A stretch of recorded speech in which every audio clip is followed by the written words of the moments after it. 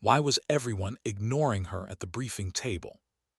She sat at the far edge of the room, a uniform pressed so perfectly it looked like it had come straight from the quartermaster's shelf.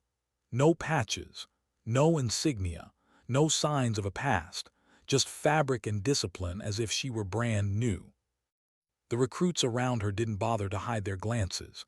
A few smirked, a few whispered, and one or two laughed openly, convinced she couldn't hear.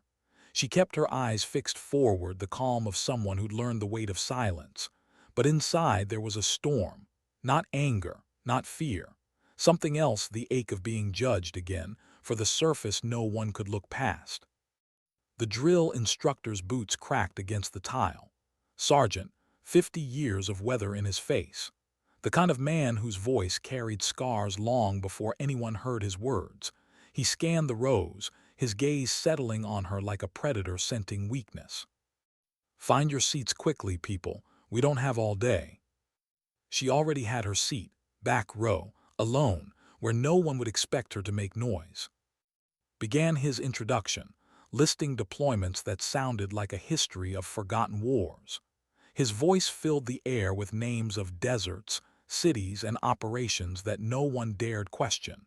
It was a sermon of authority, and the recruits nodded along, drinking it in. Then he stopped, his eyes locked on her. "This isn't charm school, people. We need warriors here, not cheerleaders." A chuckle rolled through the room. A male recruit leaned toward his buddy, loud enough to be heard. "Bet she joined to post selfies in uniform." Her pen didn't stop moving.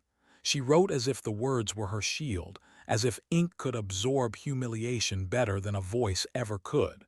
The silence she gave them wasn't weakness. It was control. But silence doesn't always protect you. Sometimes it paints you as prey. Sergeant walked closer. His shadow fell across her desk. "Recruit, is it?"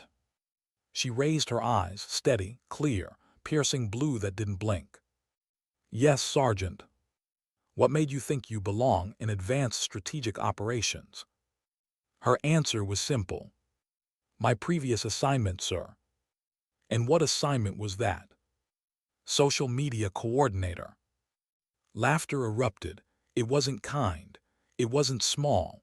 It was the kind of laughter that tells a person they don't belong. She didn't correct them, didn't defend herself, just turned back to her notes as if every word from mattered more than their jeers. And yet there was something none of them knew. Something that burned just beneath her sleeve, hidden by cloth, by scars, by classified ink in files they didn't have clearance to see. Something that would shatter this room in ways no one could have imagined. But not yet. For an hour she endured the lesson. She spoke only when called, her answers sharp, exact, efficient. No excess, no eagerness, just precision. As class ended, barked his next demand. "Tomorrow, military background presentations. Each of you will present your service history, medals, and combat experience. Some of you," his eyes slid back to her, "might have very short presentations." The room laughed again. She gathered her notebook, pressed it shut, and left without a word. That night in the small barracks room assigned to her, placed her uniform neatly across the chair. Then she pulled out a small wooden box. Its edges were worn smooth, the hinges polished by years of hands that opened it rarely. She set it down beside the uniform and opened it slowly, like one opens a wound. Inside, 5 purple hearts gleamed under the dim light, purple and gold, 5 small weights that had cost her more than blood. She stared at them. For years she had kept them hidden, wrapped in cloth, buried in drawers, because medals don't silence nightmares. They don't erase the screams that never leave. They don't tell the whole story. But tomorrow, for the first time in years, she would lay them down. And Fort Lancer would never be the same. Her phone buzzed, a message from her former commander. "How's the new assignment, Doc?" Her reply came after a long pause. "Interesting. Background presentations tomorrow. Going to show them who you really are." She hesitated, then typed, "if necessary." It would become very necessary. What no one at Fort Lancer knew was that record wasn't missing because of error. It was missing because it was classified. 3 years earlier, she had stepped into a world none of these recruits could imagine. She had been 22, a combat medic attached to special operations during Operation Black Talon, one of the most dangerous missions of the decade. Her first deployment was a baptism by fire, a hot zone so lethal it was barely survivable. She had been dropped in with a team that never expected to see sunrise. Within hours, they were under ambush. The air shook with gunfire, smoke thick enough to burn lungs. A soldier fell, then another. The extraction point collapsed into chaos. She remembered the blood, hot, slick, endless. She remembered her own shoulder shattering under a bullet, but her hands never stopped. One soldier's chest split open, lungs collapsing, his pulse fatting. She opened him on the dirt, fire snapping overhead, and brought him back. A fellow medic pulled the round from her own shoulder while she worked. She never spoke of the pain, never mentioned how close she came to blacking out. She finished the surgery, sealed the chest, and kept moving. 4 men lived that night who should have died. That was Purple Heart number 1. 2 months later, she was back in the field. Her helicopter was hit during a medevac. Metal shrieked, fire erupted, and the bird fell from the sky. She remembered the pilot's last words, "We're hit. We're going down." The impact broke bones, tore lungs, ripped breath away. She crawled out of wreckage with a punctured lung, dragging 2 unconscious operators with her before collapsing in flames. Purple Heart number 2. 8 weeks in recovery. The military psychologist had told her she should take leave, heal, step back. Her answer had been steady. "There are soldiers who need medical support, sir. That's where I belong." And so she went back, again and again. Ambush, mortar strike, open ground under sniper fire. Her body collected wounds like tally marks, each one a story sealed in scars, each one a reminder of lives saved and lives lost. By the end, she had 5 Purple Hearts, and 43 confirmed lives pulled back from the edge of death. But she never wore the medals, never told the stories. She wrapped them in cloth and tucked them away with photos of faces she'd never see again. Faces gone, names etched in silence. Now she was here, at Fort Lancer, mocked, dismissed, judged by a drill sergeant who couldn't possibly know. And tomorrow he would learn. In the quiet, she closed the wooden box. Her hands lingered on the lid. She thought of the blood, the dust, the fire. She thought of the men she couldn't save, the dreams she couldn't shake. The recruits laughed at her now. They thought she was nothing but fabric and clean boots. They had no idea that her silence was not weakness, it was survival. Tomorrow she would show them. And when she did, silence would belong to them. Why did the room go silent the moment she placed the box on the desk? It was supposed to be a routine exercise. Background presentations, medals displayed, service histories recited like resumes for war. One by one, recruits had stood tall, their voices eager, their pride undeniable. Some showed commendations, a Bronze Star, a deployment or 2. Each time, Sergeant nodded, his approval measured, his smile reserved for the veterans with scars he could see. And then it was her turn. Said, his voice was sharp, almost mocking, "Let's get this over with." Every recruit in the room leaned back in their chair, smirks rising like smoke. Stood not quickly, not timidly, just steady. She walked to the front with movements so controlled they almost seemed rehearsed. She set the small wooden box on the desk. No one noticed at first until she flipped it open and pulled out the first medal. Then the second, then the third, the fourth, the fifth. 5 Purple Hearts. The air snapped into silence. No one laughed. No one whispered. Even the fluorescent hum seemed muted, as if the room itself held its breath. Purple and gold gleamed beneath the harsh light. They were real. They were heavy. And they didn't belong to someone playing soldier. They belonged to someone who had bled again and again and come back when most wouldn't. froze, his face, carved in lines of cynicism, betrayed something new: disbelief. This can't be real. Her voice was calm. Specialist, former combat medic, 58th Airborne Medical Division, attached to Special Operations. A whisper broke out in the back. 5, did she say 5? Stepped closer, suspicion still clinging to him. He picked up one of the medals, rolling its weight in his hand. It wasn't counterfeit. He knew that immediately. The heft of it, the engraving, the unmistakable ribbon, these were not decorations for show. How many lives? His question was softer, almost unwilling to be spoken. 43 confirmed, 4 more critical when I transferred them. A long pause. Someone's chair creaked. Then Lieutenant Cooper, sitting 2 rows back, broke the silence. His voice was filled with something between awe and recognition. "Holy, your doc." Her eyes flicked toward him just briefly. He continued. "My brother was with the 12th Rangers. He told me about a medic who cut open a man's chest during a firefight after she'd been shot herself. Said it was the most incredible thing he'd ever seen." Said nothing, but her shoulders shifted ever so slightly, the first crack in her impenetrable calm. Set the medal down with unusual care. His voice lacked its earlier venom. "Why isn't this in your file?" "Most of my record is classified, Sergeant. You didn't have clearance." The recruits who had laughed yesterday now stared at her like they were seeing something both fragile and unbreakable. The silence was no longer about dismissal. It was about weight. For the first time in the entire training program, didn't know what to say. His authority, once unquestioned, hung uncertain in the air. And kept going. She described her deployments with precision but no drama. Operation Black Talon, casualties, evacuations, nights under fire where her hands were soaked red, where her own wounds bled while she kept others alive. She didn't embellish, didn't raise her voice. The calm was almost unbearable, because what she described was not courage in theory, it was survival paid in flesh. Her words were measured, her breathing steady, but every syllable carried the echo of nights most soldiers would never endure.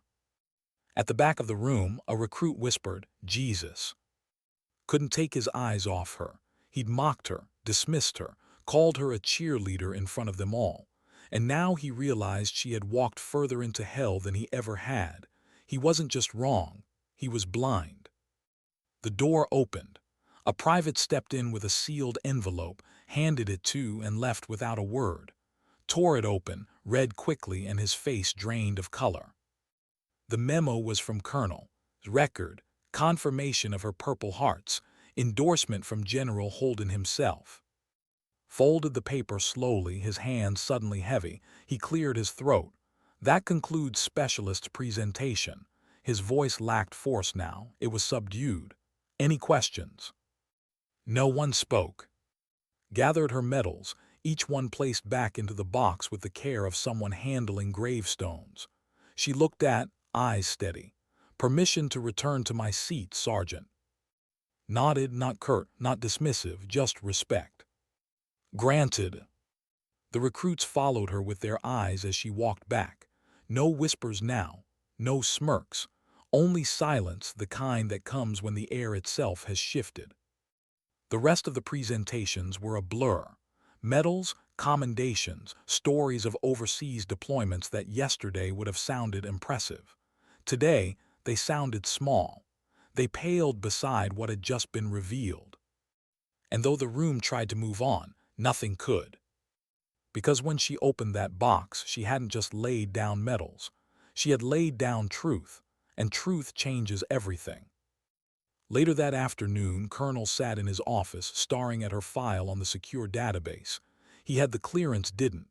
He read about Black Talon, the helicopter crash, the field surgeries under fire, the sniper ambush, the mortar strike. He read the lines of classified text, each one a weight heavier than the last. "Good Lord," he whispered. On the secure line, General Holden's voice was clipped firm. "Tell her record is legitimate, and tell him she's under direct evaluation. Officer candidacy. Closed the file slowly, as if the weight of what he had read might spill out into the room. Meanwhile, back in the barracks, sat on her bunk, staring at the medals spread out across her blanket. She thought of each wound, the moments when she almost didn't come back, the faces she saved, the ones she lost. She didn't feel proud, she didn't feel vindicated, she felt tired. For her, those medals weren't about glory, they were about cost. But tomorrow, they would cost Sergeant something too. He had judged her on appearance, laughed at her, mocked her, and tomorrow, in front of every recruit at Fort Lancer, he would have to face what he had done. And she would do what she always did, endure, quietly, without demand for recognition. Because sometimes dignity doesn't speak. It simply acts. Why was the sergeant waiting outside the colonel's office like a man called to judgment? He shifted from foot to foot, his usual confidence gone, his jaw tight with something that looked very close to shame. When walked up the corridor, carrying her box tucked neatly beneath one arm, he didn't meet her eyes. For the first time since she'd arrived at Fort Lancer, Sergeant looked smaller. "Specialist," he said quietly, "Colonel would like to see you immediately." She nodded once, "Yes, Sergeant." He hesitated, then opened the office door for her. It was a small gesture, but telling. Yesterday he wouldn't have bothered. Inside, Colonel rose from behind his desk. Tall, broad-shouldered, his gray hair cropped close, he carried the kind of presence that filled a room without effort. He extended his hand. "Specialist, it's an honor to have you at Fort Lancer." Took the seat he indicated, spine straight, posture perfect.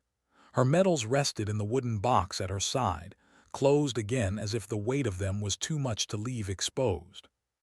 Studied her for a moment. Then he spoke. "I've just had a very interesting conversation with General Holden's office. Are you aware you're being considered for the Officer Candidate School Fast Track program?" Her expression didn't change, but a flicker of surprise rippled in her eyes. "No, sir. This is the first I'm hearing of it." Nodded. "That tracks. They wanted to see how you performed here first. This course at Fort Lancer was never just about instruction. It was about evaluation." He slid a folder across the desk. "Your record speaks for itself, Specialist. What happened in that classroom today, well, that was unfortunate. Sergeant didn't have clearance to see your history. His assumptions were his own." His voice was even. "No offense was taken, sir." But studied her closely as if he could read the truth between her words. "No offense taken. No, wounds were taken, and like all wounds they left marks. Nevertheless," continued, "adjustments will be made. Starting tomorrow, you will participate in this program as a special advisor rather than a standard recruit. Your expertise is too valuable to keep in the shadows." Her hands rested lightly on her knees, unmoving. "Yes, sir." Back in the barracks, word spread like wildfire. 5 Purple Hearts, Operation Black Talon, General Holden's personal recommendation. The recruits who had once dismissed her now whispered her name with reverence, repeated it over and over. 5. Do you know how rare that is? There are generals who never seen that much combat. Cooper nodded, remembering his brother's story.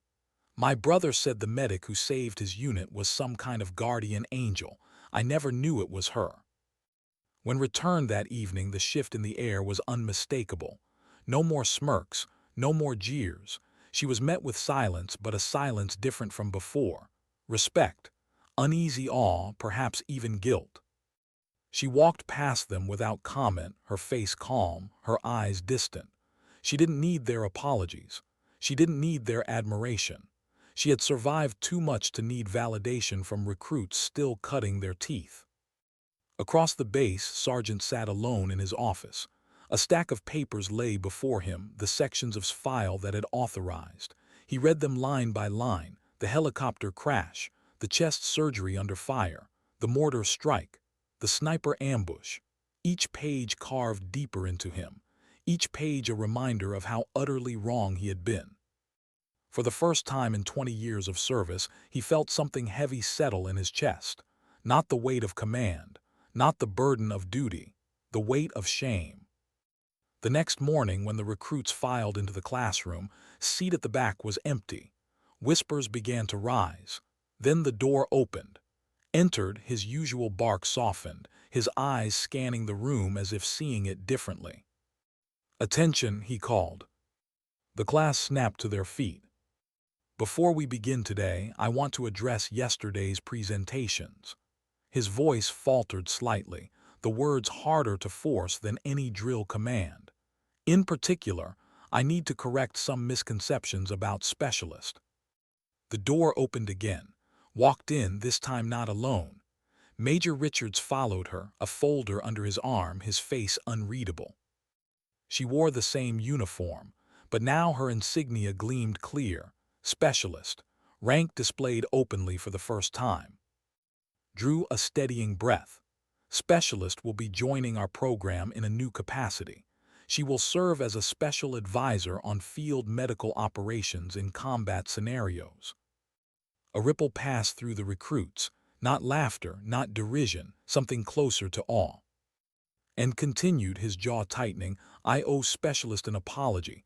My comments and assumptions were inappropriate and unprofessional." He turned toward her fully, his voice stripped of pride. "I apologize, Specialist. It will not happen again."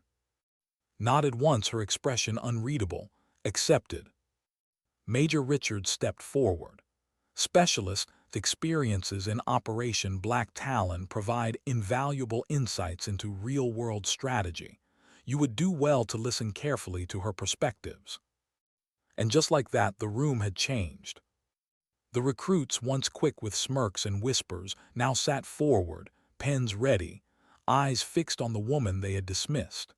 Stood at the front, posture perfect, her voice calm as she began to explain the realities of battlefield medicine, realities that no textbook could ever capture. She described the sound of arteries severed by shrapnel, the speed required to clamp bleeding before the light left a man's eyes. She spoke of evacuation under fire, of choosing who could be saved and who could not.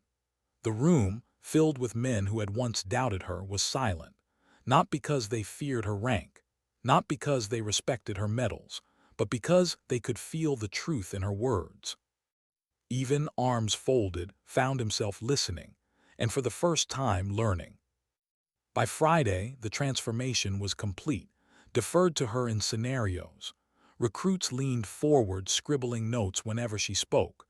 Lieutenant Cooper approached her after class, hesitation in his voice. "My brother wants to thank you personally when he visits next month, if that's okay." His lips curved into the faintest smile, the first anyone had seen since she'd arrived. "I'd be honored. Your brother's unit fought bravely that day." The tide had shifted. The cheerleader had become the teacher. And yet, even as respect bloomed around her, felt the weight inside her remain unchanged. Recognition didn't erase scars. Applause didn't silence memories. The same faces visited her each night in dreams, the ones she couldn't save. But now, at least, her silence was no longer mistaken for weakness. At Fort Lancer, it was becoming clear. She was not new, she was not untested. She was something else entirely. And soon she would be asked to prove it. Why did no one look surprised when her name was called? Tradition said the most promising recruit led the final exercise. Everyone expected to pick a man with rank, or medals polished for display, or a record that fit neatly into the files. But this time, tradition didn't matter. The recruits sat in stiff rows in the briefing room, tension heavy. This was it, the culmination of weeks of training, the scenario that would define who advanced and who faltered. At the front, Colonel stood beside Major Richards while paced with a clipboard in hand. "This final exercise will test your ability to think strategically under pressure," said. "It's a hostage scenario. You'll face incomplete intelligence, limited resources, and simulated opposition. We're looking for adaptability as much as precision." The recruits shifted nervously. A hostage scenario meant unpredictability. The difference between success and failure would come down to leadership. Stepped forward. His voice was steadier than it had been in weeks, but the weight of his choice was clear. For this exercise, we need a mission commander who understands both tactical requirements and medical contingencies, someone who can think 3 moves ahead while keeping the team alive. His eyes scanned the room. They lingered for a moment on, then Cooper. Then they stopped. Specialist. No one gasped. No one whispered. They all nodded as if the decision had been inevitable. Stood, her movements precise, measured. Yes, Sergeant.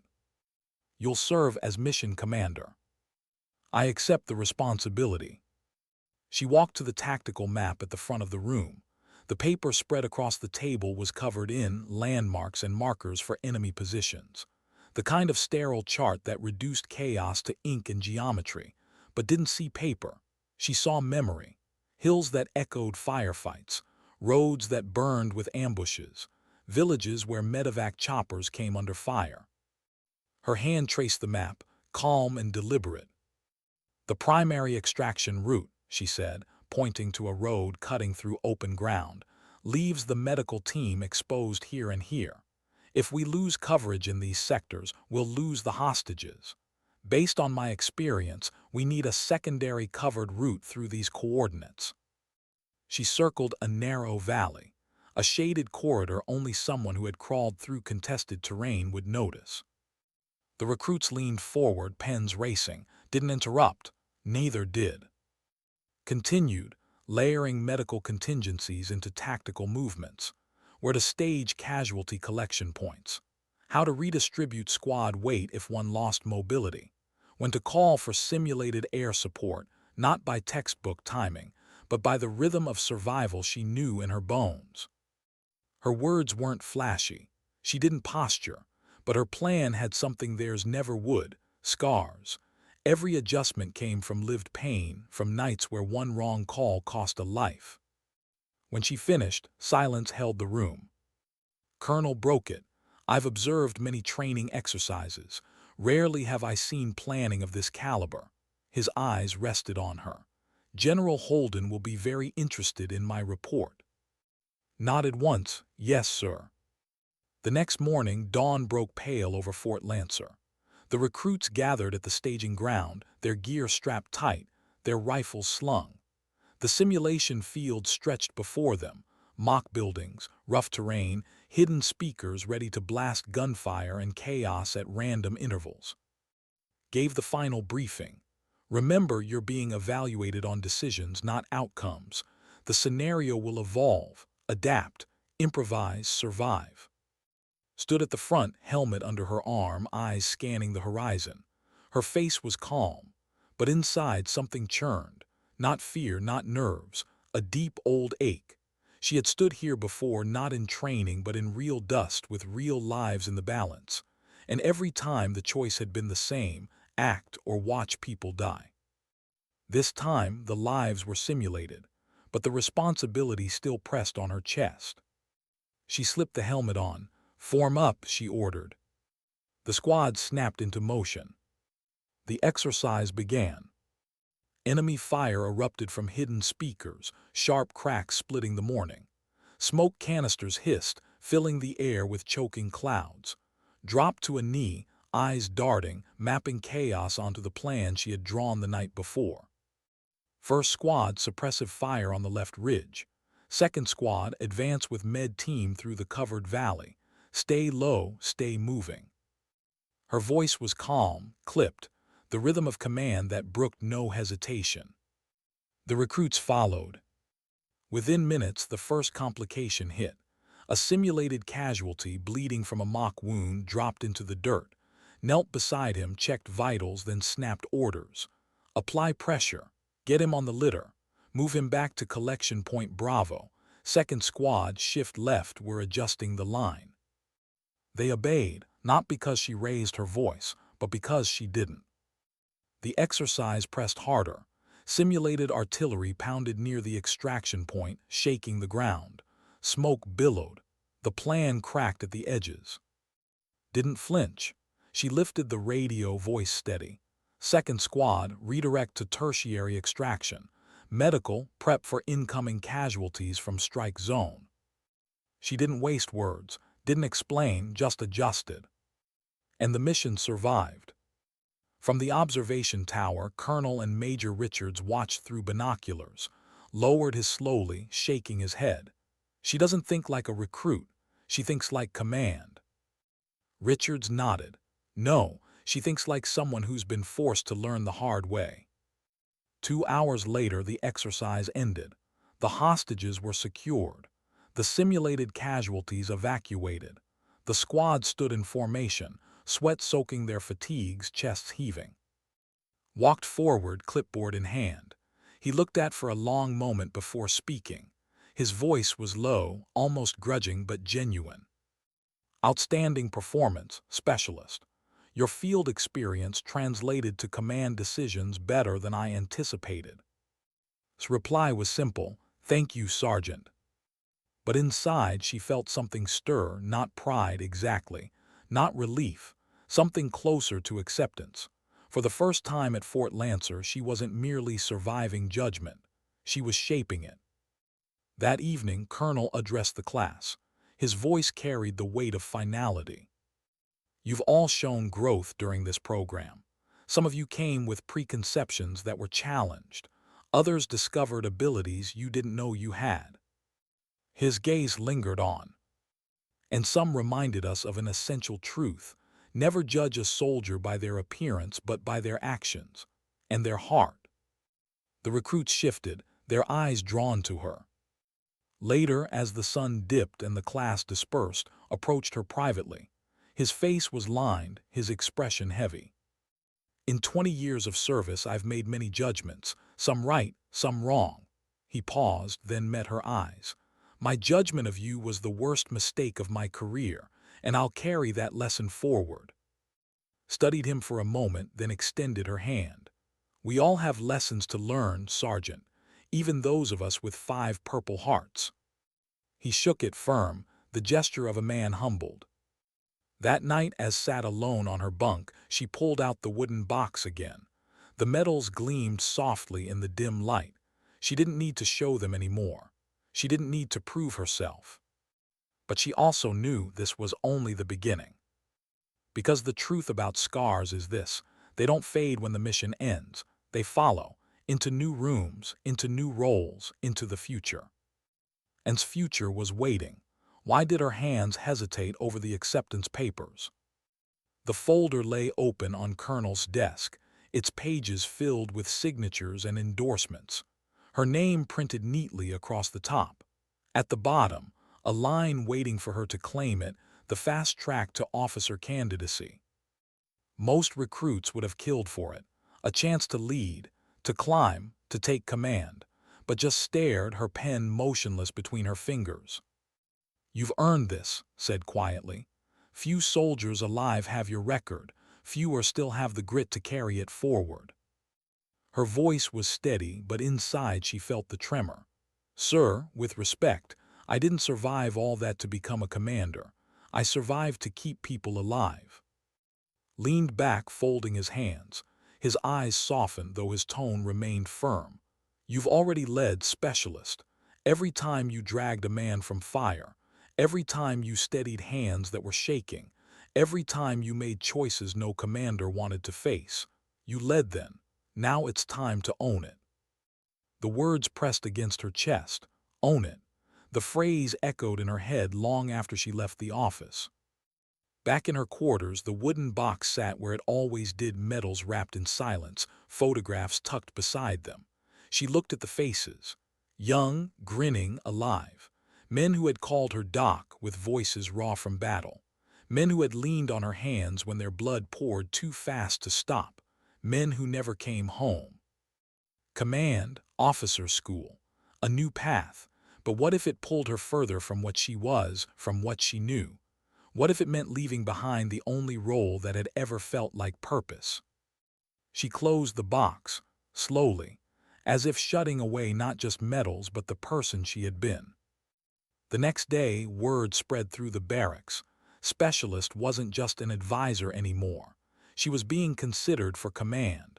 The recruits whispered in awe, but also with confusion. "Why her?" muttered. Cooper shot him a look. "Why not? You saw what she did in the field exercise. She doesn't just think ahead, she thinks about everyone. I've never seen leadership like that." Shrugged, but his eyes betrayed agreement. When entered the classroom that morning, the air shifted. No one laughed, no one whispered. Instead, they sat ready, expectant.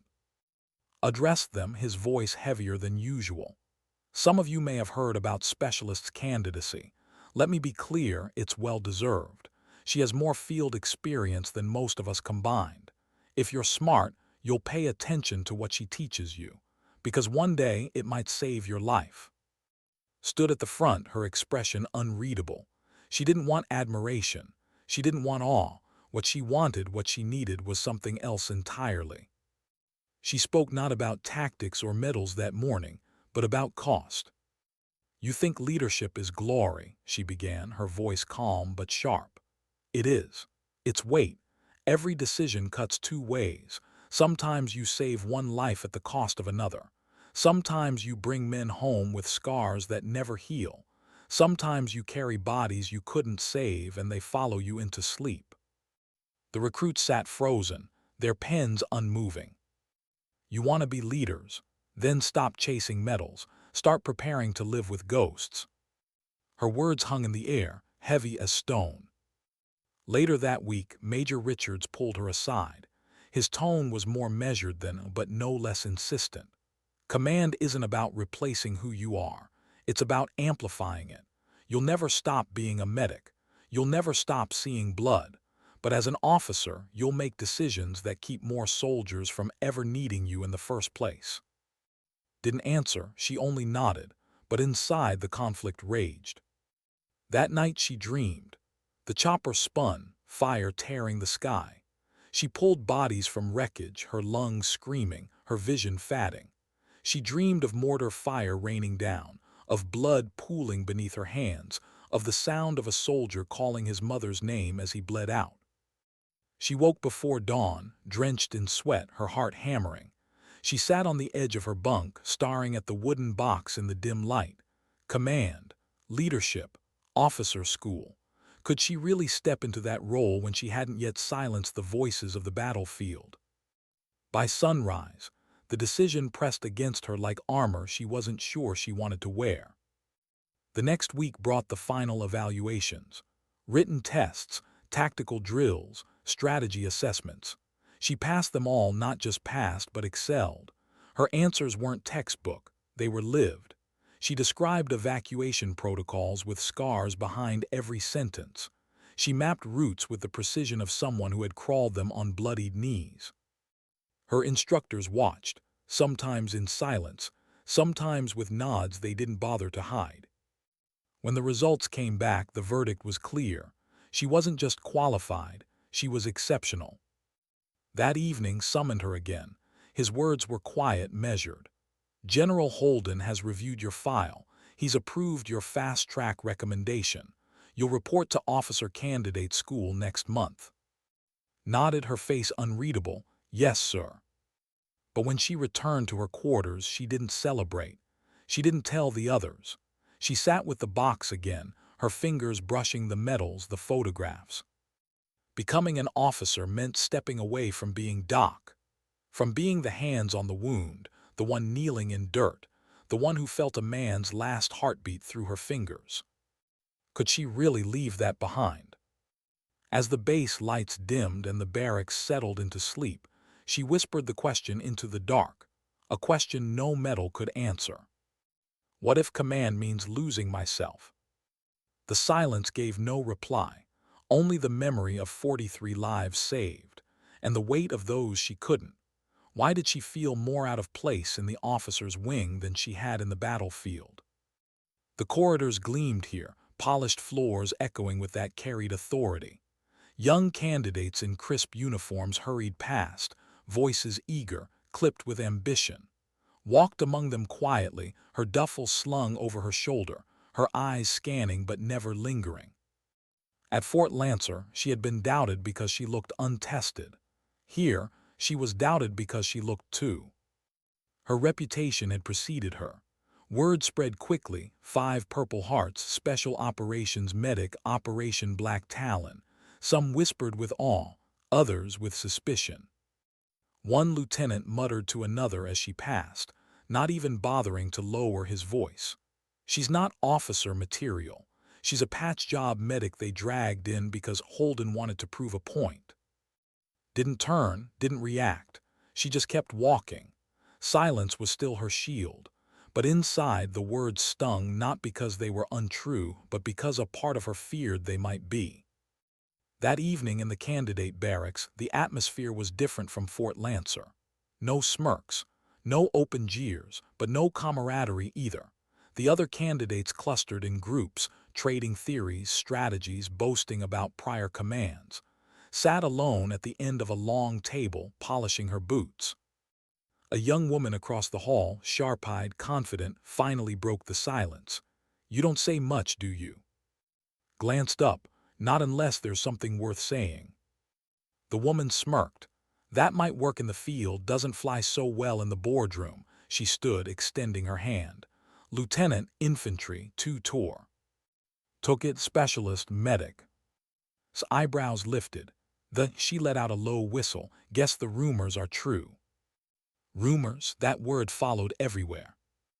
Days blurred into drills, lectures, evaluations. Strategy classes that dissected wars fought by people who had never tasted their dust. Leadership exercises where candidates barked orders with more volume than wisdom. Listened. Watched. Spoke rarely, but when she did, instructors leaned forward, pens pausing mid-note.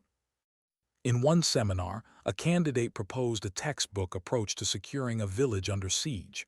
Flawless on paper, fatal in reality. Finally spoke. "That plan leaves your medical team exposed. First artillery strike, you'll lose half your casualties before evacuation. Adjust your route here, stagger movements, and you'll keep them alive." The room fell silent. The instructor nodded. "Correct, specialist, explain why." And so she did, not with theory but with memory. The time her convoy had stalled under mortar fire. The night she had dragged a soldier through mud while shells split the air. She described what the textbooks left out. The smell of burning flesh, the screams, the seconds you don't get back. Her classmates listened, some with awe, some with discomfort, some with the unease of realizing their knowledge came from books and hers came from scars. But still, doubts lingered. During a leadership lab, candidates rotated as squad commanders. Turn came. She gave her orders quietly, efficiently. The mission succeeded smoother than most, but afterward one candidate scoffed. "She doesn't command, she just suggests. People listen because of her record, not because she's got presence." Presence, that word followed her too. That night, alone in her room, she stared at the mirror. Her face was calm, expressionless. She touched the scar on her shoulder, then the faint line along her ribs. Command, presence, authority. Could scars speak louder than a raised voice? Her phone buzzed. A message from Cooper back at Fort Lancer. "Heard you're in officer school now. They don't know what they've got. Don't let them forget." She typed back, "Trying not to forget myself."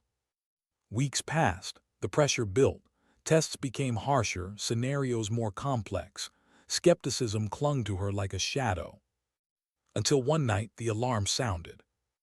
It wasn't a drill, a training accident, a live fire exercise gone wrong.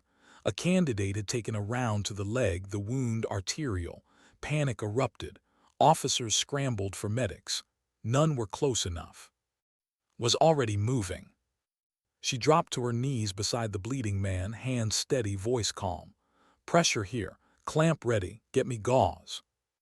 Candidates froze, staring. She didn't yell, didn't bark. She commanded with focus, with certainty. Her hands worked fast, stopping the bleed, stabilizing him for.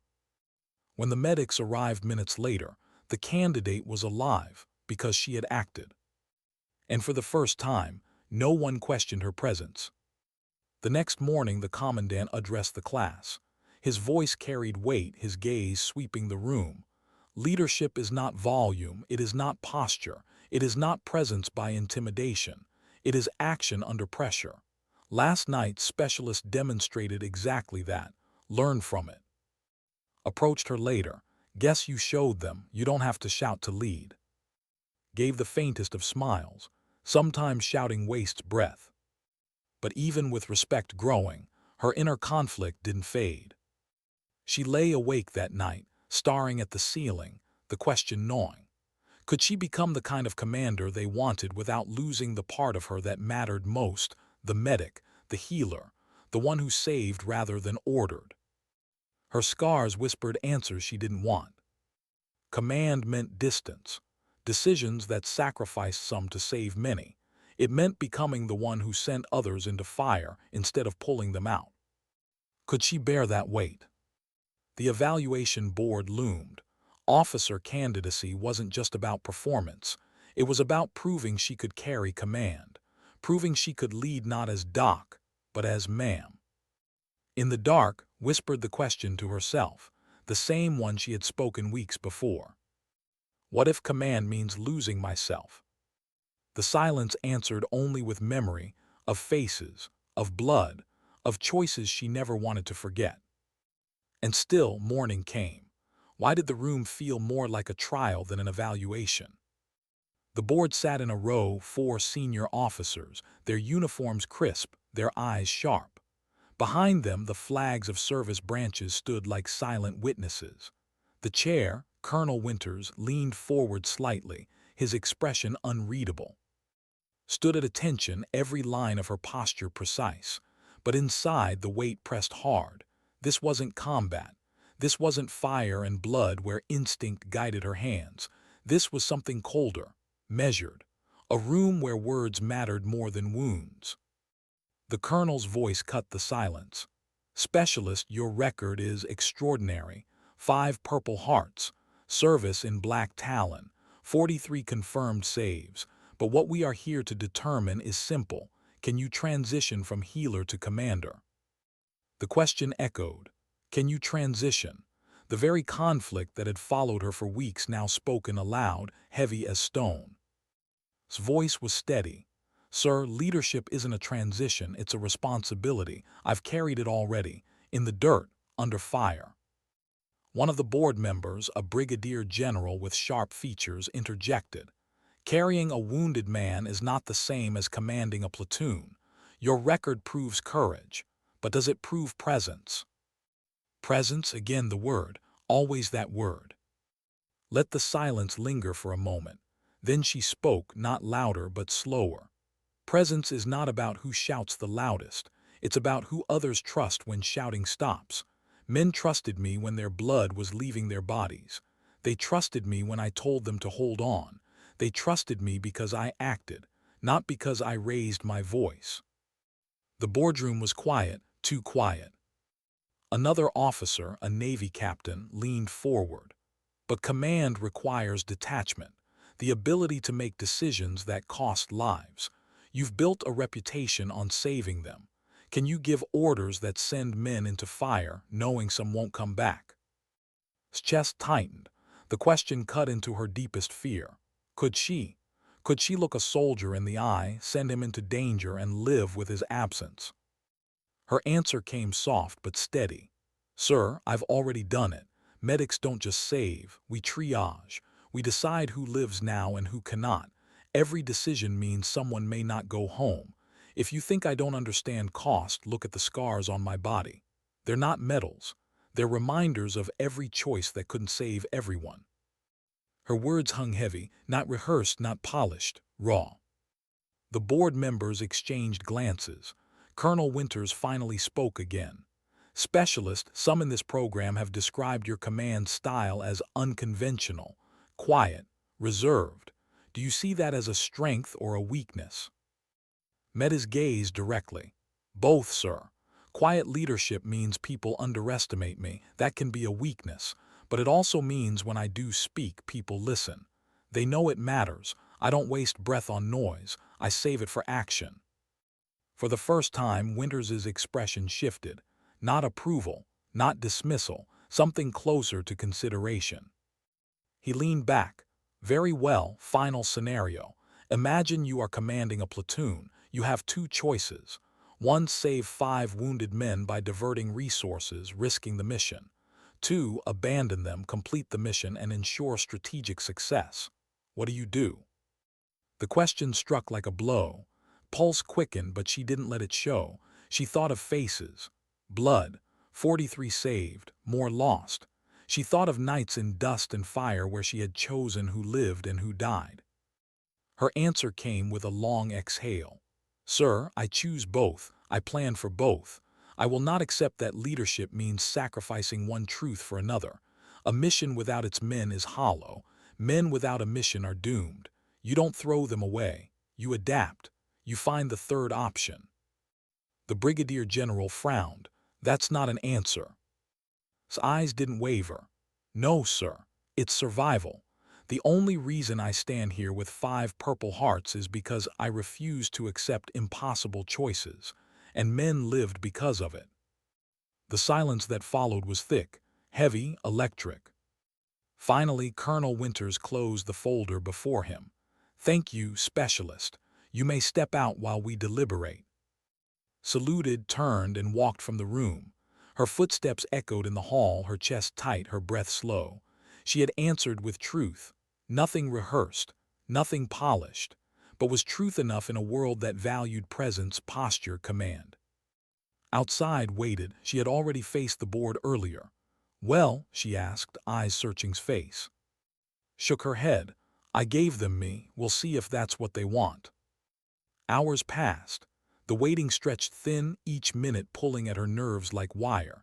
She sat on a bench, hands folded, staring at the floor. For the first time since she arrived at Fort Lancer, doubt clawed hard. What if they said no? What if they told her she wasn't enough, not for command, not even for herself? Finally, the door opened. Colonel Winters stepped out, followed by the others. His expression gave nothing away. Specialist, he said, the board has reached a decision. Stood bracing herself. You are recommended for officer candidacy. For a moment she felt nothing, just the echo of words flat in the air, recommended, approved. The thing so many chased, so many dreamed of. For her, it felt like both victory and burden. Winters's tone softened. You've proven what leadership means to you. It's not conventional, it's not loud, but it is steady, and steady leadership saves lives. Saluted, yes, sir. As the officers departed, grinned, slapping her on the shoulder. Told you, they couldn't ignore you. Gave the faintest nod, but inside the conflict still whispered. Officer candidacy wasn't the end. It was only the beginning, and the cost of command had only begun to reveal itself. That night, alone in her room, she sat with the wooden box again.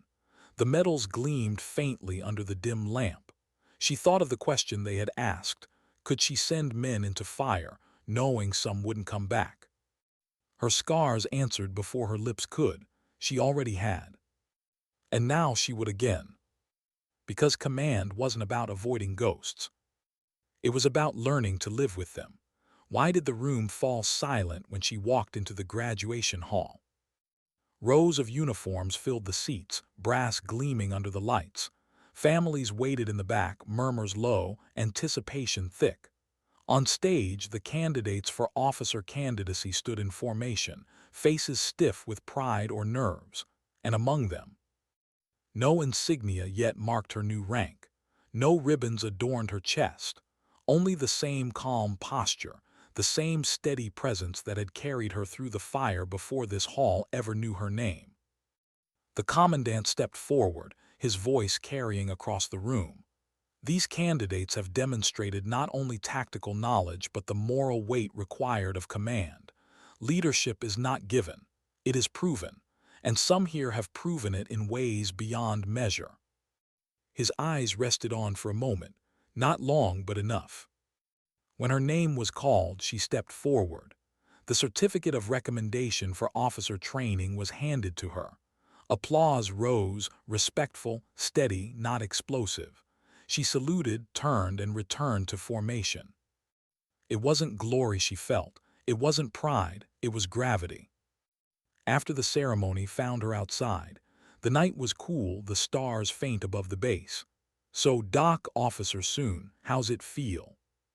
Exhaled slowly, her gaze distant, heavy. Chuckled, "That's leadership." But shook her head. "No, leadership isn't heavy, the ghosts are." Smile faded, her eyes softening. She didn't press. She didn't need to. Later, alone in her quarters, sat with the wooden box one final time. The metals gleamed, their ribbons worn. She ran her fingers across them, remembering. The shoulder wound, the helicopter crash, the lung punctured by shrapnel, the mortar strike, the sprint through sniper fire. 5 purple hearts, 5 scars written in flesh, 43 lives saved, countless others lost. And now command.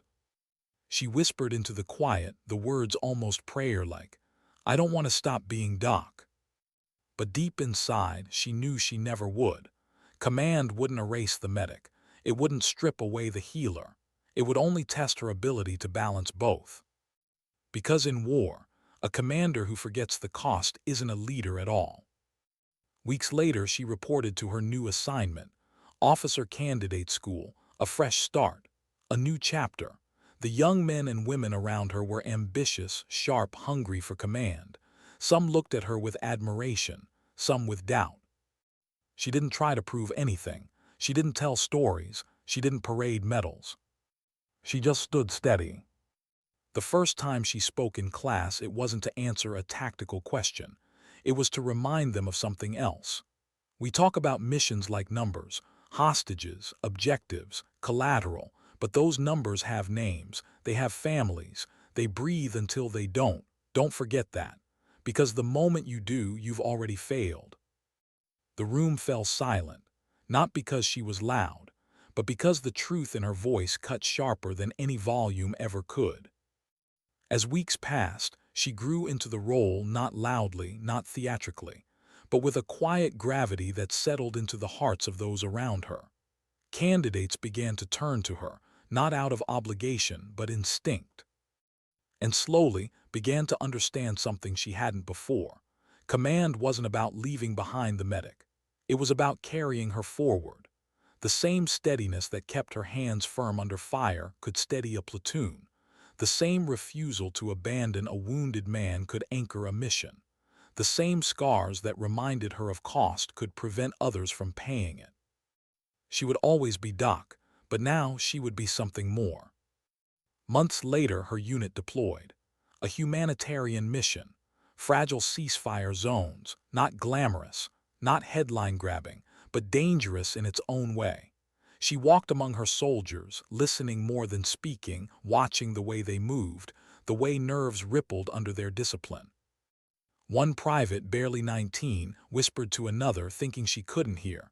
"That's her, the one with the purple hearts."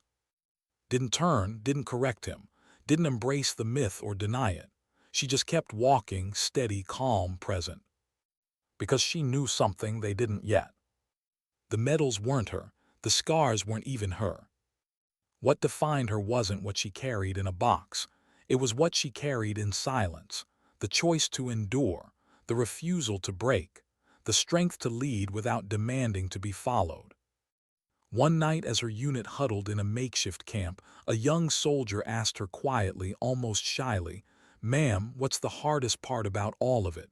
The fighting, the saving, the leading?" Thought for a long moment before answering. "The hardest part, not letting it change who you are. Scars don't make you less, but they can harden you if you let them. The trick is to let them remind you, not define you."